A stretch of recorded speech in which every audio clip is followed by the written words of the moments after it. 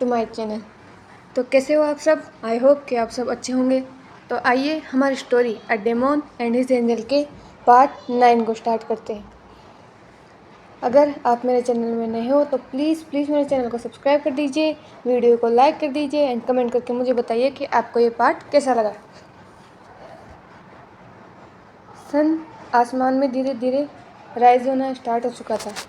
ब्रूरल mounts में लोगों की आवाज़ें सुनी जा सकती थी। धीरे धीरे सब लोग उठ रहे थे और अपने अपने कामों को कर रहे थे। वहीं एक रूम में 2 पर्सन सोए हुए थे। उन दोनों की स्लीपिंग पोजीशन ऐसी थी कि एक पर्सन बेड पर लेटा हुआ था और दूसरे का सिर लेटे हुए पर्सन की टमी पर था। पेट्रियार्क, जो रात को वांग जी का हाथ पकड़कर ही सोया था, सुबह होते होते कब उसकी आंख लग गई और वो वांग जी की टमी पर ही सर रखकर सो गया, उसे रियलाइज नहीं हुआ। बट अब धीरे धीरे उनमें से एक पर्सन अपनी नींद से जग रहा था। वांग जी धीरे धीरे अपनी आइज़ को ओपन करता है। पहले पहले तो उसका विज़न ब्लरी था, उसे साफ साफ दिखाई नहीं दे रहा था। वो 2 से 3 बार अपनी आंखों को बंद करता है। अब उसका विज़न क्लियर था। आई एम सॉरी गाइस, कोई अच्छी सी आवाज़ आ रही है पर इसमें मैं कुछ नहीं कर सकती, प्लीज़ बेयर कर लेना। वो कन्फ्यूज़न में रूम में चारों तरफ देखने लगता है। उसे वो रूम डिफरेंट लगा। ये उसकी जिंदगी नहीं थी। अगर ये उसका रूम नहीं था तो वो कहाँ है?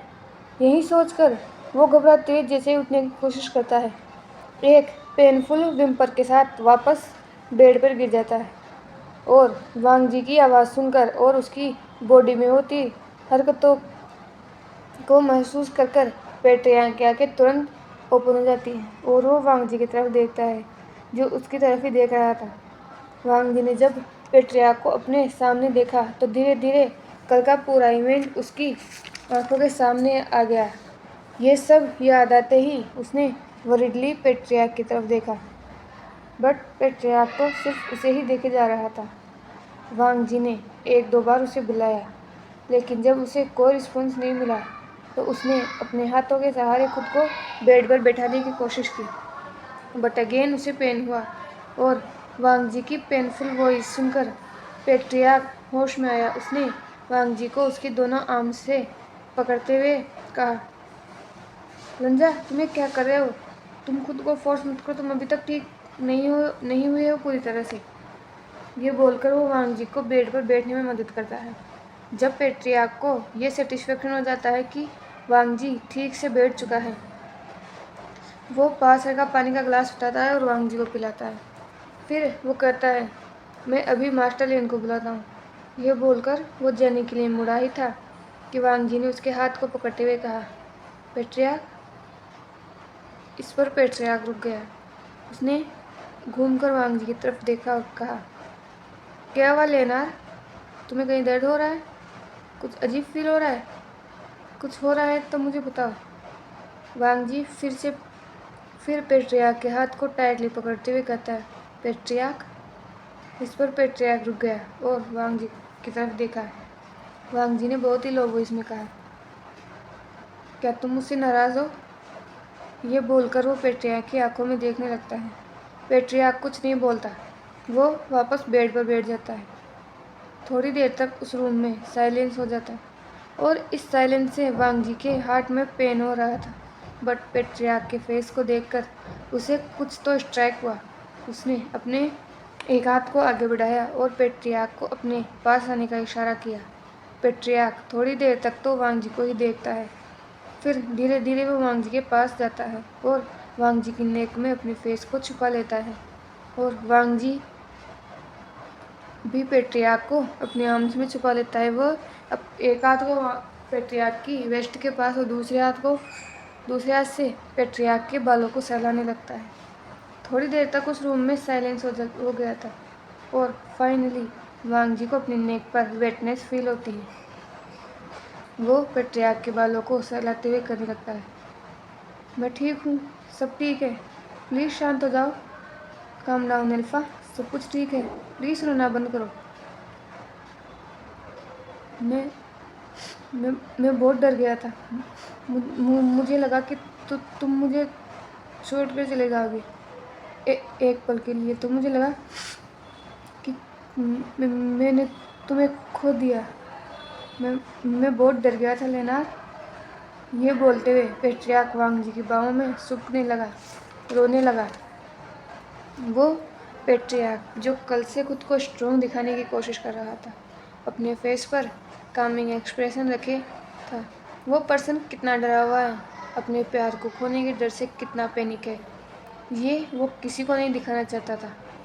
बट अभी अपनी ओमेगा की वार्मथ में, अपने प्यार की बाहों में वो पर्सन रो रहा था, कंप्लेन कर रहा था कि वांग जी ऐसा कैसे कर सकता है, वो अपनी जान को खतरे में कैसे डाल सकता है। अगर उसे कुछ हो जाता तो उसका क्या होता। वांग जी ये सब कुछ सुन रहा था। वो समझ पा रहा था पेट्रियार्क की पूरी बॉडी शिवर कर रही थी। अपने हार्ट आउट रोने के बाद पेट्रियार्क अब धीरे धीरे शांत हो रहा था। वांग जी अपने कामिंग फेरोमोन्स को रिलीज कर रहा था, जिससे पेट्रियार्क धीरे धीरे शांत हो रहा था। वांग जी ने पेट्रियार्क के फेस को अपने दोनों हाथों में कप किया और पेट्रियार्क के फेस को देखकर अपनी स्माइल को कंट्रोल किया, क्योंकि अभी पेट्रियार्क बिल्कुल उस बच्चे की तरह लग रहा था जिससे किसी ने उसका खिलौना छीन लिया हो और वो अपनी माँ के पास उसकी कंप्लेन कर रहा हो। वांग जी ने मुस्कुराते हुए कहा, रोना बंद करो। अगर कोई डी हीलिंग पेट्रियार्क को रोते हुए देखेगा तो कल्टीवेशन वर्ल्ड में तुम्हारी क्या इज्जत रह जाएगी। सब तो यही सोचेंगे कि जो हीलिंग पेट्रियार्क बड़े बड़े डेविल्स को चुटकियों में ख़त्म कर देता है, वो अपनी ओमेगा के सामने क्राई बेबी बन रहा है। ये बोलकर वांग जी मुस्कुराने लगता है और इस मुस्कुराहट को देखकर पेट्रियार्क के फेस पर भी स्माइल आ जाती है। थोड़ी देर तक उस रूम में फिर से साइलेंस हो जाता है, एक कंफर्टिंग साइलेंस। उन दोनों ने एक दूसरे के हाथों को पकड़ रखा था और वो दोनों एक दूसरे की आंखों में ही देखे जा रहे थे। पेट्रियार्क ने कहा, अगर तुम्हें कुछ हो जाता, तुम ऐसा कैसे कर सकते हो। वांग जी ने पेट्रियार्क की आंखों में देखा और कहा, जब तक मेरा अल्फा है तब तक मुझे क्या हो सकता है। इस पर पेट्रियार्क वांग जी की तरफ देखने लगता है। उसने कहा, हम अभी तक 2 या 3 बार ही मिले हैं और तुमने मुझ पर इतना विश्वास कैसे कर लिया लेनार। क्या होता अगर मैं तुम्हें बचा नहीं पाता। इस पर वांग जी मुस्कुराते हुए कहता है, इस बात का मुझे कोई रिग्रेट नहीं है कि मैंने तुम्हारा वार अपने ऊपर लिया। अगर मैं ये नहीं करता तो शायद मुझे ज़िंदगी भर रिग्रेट होता। अगर तुम्हें कुछ हो जाता तो मैं खुद को कभी माफ़ नहीं कर पाता, ये जानते हुए कि मैंने उस वार को सामने से आते हुए देखा और फिर भी मैं कुछ नहीं कर पाता। तो मैं इस गिल्ट के साथ कैसे जीता पेट्रियार्क। इससे अच्छा तो मैं तुम्हारी जान बचाते हुए मर जाता। इस बात पर पेट्रियार्क ने तुरंत अपने हाथ को वांग जी के माउथ पर रखते हुए कहा, प्लीज़ लेनार, इस शब्द का यूज़ मत करो। मैं बहुत डर गया था जब मैंने तुम्हारी लाइफलेस बॉडी को उस बेड पर देखा था। प्लीज़ अब नेक्स्ट टाइम कभी ऐसा कुछ मत करना। वांग जी मुस्कुराया और कहा, नेक्स्ट टाइम मेरा अल्फा मुझे कुछ वैसे भी नहीं होने देगा।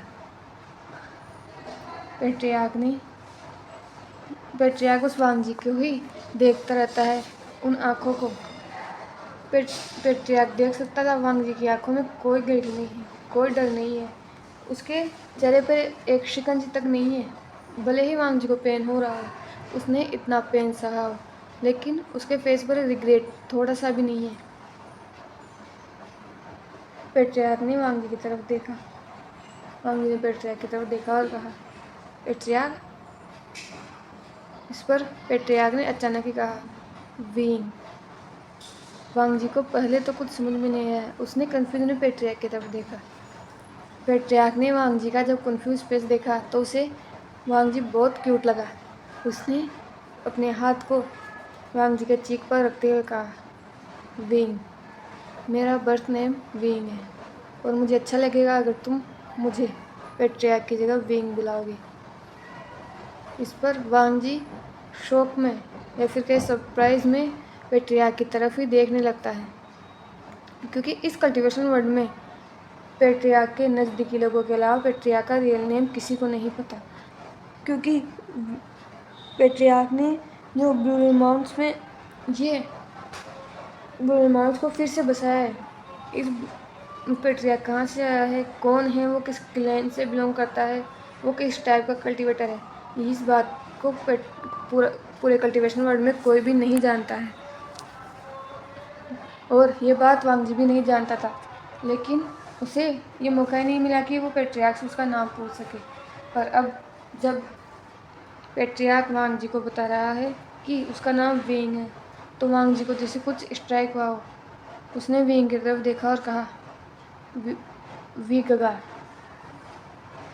और ये बात सुनकर पेट्रियार्क के चेहरे पे स्माइल और आंखों में आंसू आ जाते हैं। वो अपने फेस को नोट करता है। वांग जी की आंखों में भी आंसू थे और वो दोनों बस एक दूसरे की तरफ ही देख रहे थे। थोड़ी देर तक वो एक दूसरे की आंखों में देख ही रहे थे और वो अपने चारों ओर की सराउंडिंग्स को भूल ही गए थे कि वो क्या रहा है। तभी उन दोनों को किसी के कफ करने की आवाज़ आती है और इससे वो दोनों होश में आते हैं। जब वो घूम कर देखते हैं तो डोर पर लेनचेन, रेमसिचेन, वेंचिंग, जियांग चेंग एंड न्यूमिंगजू के साथ वेनिंग और शुयांग भी खड़े थे और वेनिंग की गोद में आयुआन था। उन दोनों ने जब उन सबको देखा और फिर उन्होंने अपनी पोजीशन को देखा। पेट्रियार्क उसमें वांग जी के बहुत क्लोज था। पेट्रियार्क का एक हाथ वांग जी के हाथ में तथा दूसरा हाथ उसके चीक पर था। ये देखकर उन दोनों के ही ईयर्स रेड हो गए। पेट्रियार्क तुरंत वांग जी से अलग हुआ और वो सब अंदर आ गए। चिरेन ने वांग जी के पास बैठते कहा, तुम्हें होश आ गया जान। ये बोलकर वो वांग जी को हक कर लेते हैं। वांग जी भी अपने अंकल को हक करते हुए कहता है, मैं ठीक हूँ अंकल। वहीं दूसरी तरफ हिचेन भी वांग जी के बालों को सहला रहा था। चिरेन ने जब वांग जी को ट्रीट किया था तो वो जानता था कि अब तक वांग जी को होश आ गया होगा, इसीलिए वो शिचेन को लेकर यहीं आ रहा था। जब जियांगचेंग और नीमिंगजी जो उठ चुके थे और बाहर ही खड़े थे क्योंकि उन्हें भी वांग जी से मिलना था, इसीलिए और चेंग को तो स्पेशली मिलना था। जब उन्होंने देखा कि शिचेन और चिरेन उसी रूम की तरफ जा रहे तो वो दोनों भी उनके साथ आ गए। और वेंचिंग जो वांग जी और वेंग के लिए ब्रेकफास्ट लेके आई थी, वह पेट्रियार्क रात को अंदर चला गया था लेकिन शायद अपना गेट बंद करना भूल गया। और उन लोगों ने भी ज़्यादा ध्यान नहीं दिया क्योंकि उन्हें तो लगा था कि शायद वांग जी अभी तक होश में नहीं आया होगा या फिर आया होगा तो थोड़ी देर पहले ही आया होगा। लेकिन उन्होंने सामने का नज़ारा देखकर उन सबके ईयर रेड हो गए क्योंकि जिस पोजीशन में वांग जी और विंग बैठे थे ऐसा लग रहा था कि विंग वांग जी को किस कर रहा है। इसीलिए लेंचरेन ने वहाँ पर कफ करते हुए उन दोनों की टेंशन खुद की तरफ की। और जब वो दोनों अलग हुए तो फाइनली उन्हें दिख गया था कि वो दोनों किस तो नहीं कर रहे थे, बट वांग जी और विंग के ईयर अभी तक रेड थे। और शिचेन ने जब उसे देखा तो वो अपने लिटिल ब्रदर को टीज किए बिना रह ही नहीं सका। उसने विंग की तरफ देखा और कहा, पेट्रियार्क मेरा भाई अभी भी रिकवर हुआ है, वो अभी ठीक से रिकवर भी नहीं हुआ है, तुम्हें थोड़ा दिन इंतज़ार करना चाहिए। और वैसे भी हमारे गुस्सों में शादी से पहले कुछ भी करना अलाउड नहीं है। ये सुनकर पेट्रियार्क और वांग जी दोनों के ही ईयर्स रेड जाते हैं। वांग जी जब अपनी कॉर्नर ऑफ आइज से शिचेन की तरफ देखता है तो देखता है कि उसके गगा के फेस पर एक नोटिस स्माइल है। ये देखकर वांग जी भी एक स्मित करता है और सामने खड़े जियांग चेंग की तरफ देखता है और कहता है, चेंग गगा। चेंग जैसे ही वांग जी की आवाज़ सुनता है वो वांग जी के पास आते हुए कहता है, क्या हुआ है वांग जी। चेंग और वांग जी एक दूसरे को बहुत पहले से जानते हैं और वो कैसे जानते हैं ये हमें अभी पता चलेगा। वांग जी ने चेंग की तरफ देखा और कहा, आपको पता है यहाँ आने से पहले शिचेन गगा काईटाउन में एक ओमेगा के साथ घूमने गए थे। ये सुनकर शिचेन जिसके चेहरे पर एक नोटिस स्माइल थी वो तुरंत बंद हो जाती है और वो फियर में चेंग की तरफ देखने लगता है। और चेंग गुस्से में शिचेन की तरफ देख रहा था। शिचेन ने कहा, वो वांग जी क्या बोल रहे हो, मैं कब गया था, तुम गुस्सों से निकले नहीं कि तुमने झूठ बोलना स्टार्ट कर दिया। ये सुनकर वांग जी मुस्कुराते हुए कहता है, मैंने कहाँ झूठ बोला, हम नहीं गए थे ओमेगा के साथ। फिर चेंग ने कहा वो तो उसको ज़रूरत थी इसलिए उसके साथ किया था। तो चेंग ने गुस्से में अपने दादा को पूछते हुए कहा हाँ तुम्हारे सेक्ट में और तो कोई है ही नहीं उसे ले जाने के लिए, तुम ही स्पेशल गए थे। ये सुनकर से चेंग को समझ में नहीं आ रहा था कि उसे क्या करना चाहिए। एक तरफ उसका ब्रदर था जिसको उसने सोचा था कि वो उसे एम्बेरस फील करवाएगा, लेकिन उसने तो उसे ही फंसा दिया। एक्चुअली चेंग और शिचेन एक दूसरे से प्यार करते हैं और ये बात चिरेन और वांगी दोनों को ही पता है और ये बात चेंग की फैमिली मेम्बर्स को भी पता है और वो दोनों इनकी जल्दी ही शादी करवाना चाहते हैं। क्योंकि चेंग एक सेक्ट को संभालता है तो वो लोग शादी में डिले कर रहे हैं, नहीं तो अभी तक उन दोनों की शादी हो जाती। उनके पेरेंट्स उनको टाइम दे रहे हैं कि जैसा उनके बच्चे चाहते हैं वो वैसा कर सकते हैं। चेंग शिचेन की तरफ देखते हुए कहता है तुम मुझे बाहर मिलो वान, और उनकी ऐसी मजाक ऐसे ही चलने लगती है और पेट्रियार्क वहाँ से वो करते वहाँ से निकल जाता है क्योंकि कल से वो इस रूम में था और उसे अपने सेक्ट का काम भी देखना था। तो हेलो एवरीवन, आज के लिए बस इतना ही। प्लीज़ बताना आज का पार्ट कैसा लगा। And thank you for